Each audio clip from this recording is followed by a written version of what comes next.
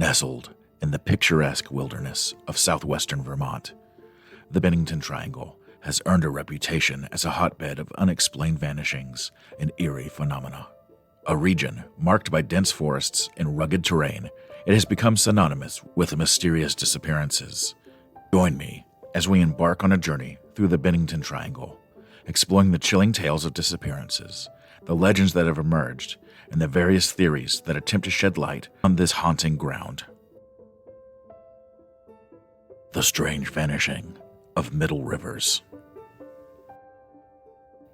In 1945, Middle Rivers, a 74-year-old seasoned hunter, went missing while tracking game in the woods near Glastonbury Mountain, close to Long Trail Road and Vermont Highway 9.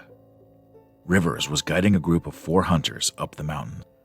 On the way back, they arrived at a crossroads, and Rivers said that he would travel just a short distance and meet them before joining them for lunch at camp. Rivers was never seen again. An extensive search was conducted, and the only evidence discovered was a single rifle cartridge that was found in the stream. The speculation was that Rivers had leaned over and the cartridge had dropped out of his pocket into the water. The disappearance had occurred in the Long Trail Road area in Vermont Route 9. Middle Rivers' disappearance signaled the start of 5 years of disappearances in the Bennington Triangle. The haunting disappearance of Paula Weldon. On December 1st, 1946, 18-year-old college student Paula Weldon set out for a hike along Long Trail in the heart of the Bennington Triangle. After trying to convince some of her friends to come with her unsuccessfully, she changed for her hike. Her clothes were adequate for the weather that afternoon, but not for the anticipated drop in temperature that night. She packed no bag, took no extra clothing, and did not take any extra money. From all appearances, she did not expect to be gone for more than a few hours. She was last seen by a couple who briefly spoke with her on the trail. However, when they turned their heads for a moment, Paula vanished without a trace. They said that she rounded a curve in the trail and vanished by the time they arrived at the same spot. Hundreds of volunteers, family members, National Guard troops, and firefighters searched for Weldon to no avail.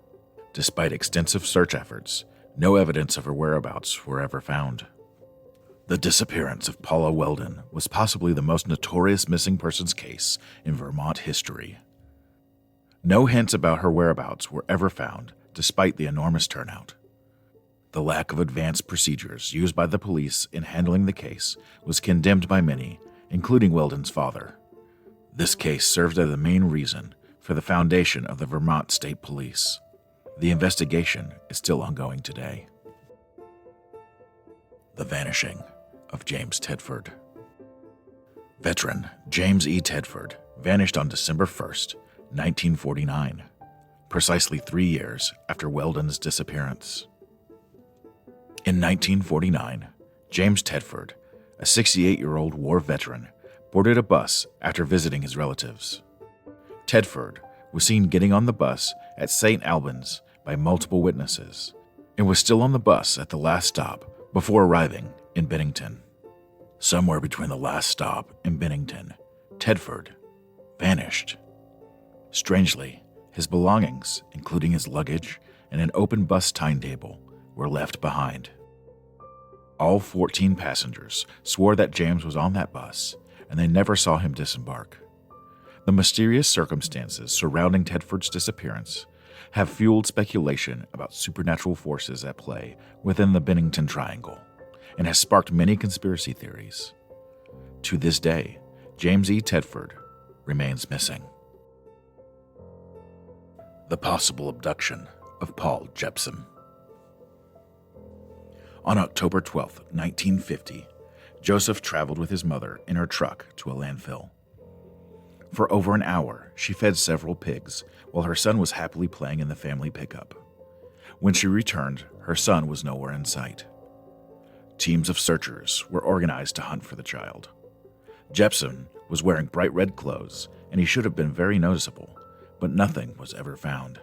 A bloodhound was called in by a sheriff in New Hampshire to help find the missing youngster, in addition to hundreds of others who had gathered for the search. Although the dog was able to detect his smell, the tracks abruptly disappeared at a nearby intersection, raising the possibility of a possible car abduction. Coincidentally, it was the same local roadway where Weldon vanished 4 years previously. The unexplained fate of Frida Langer. 2 weeks later, on the Somerset section of the Long Trail, 53-year-old Frida Langer went missing. She was an experienced hiker and survivalist who was familiar with the region. She and her cousin, Herbert Elsner, went camping next to the Somerset Reservoir. At some point in their hike, Langer stumbled and fell into the stream. She told Elsner to wait where he was and that she would hike back to camp, change, and meet him back on the trail.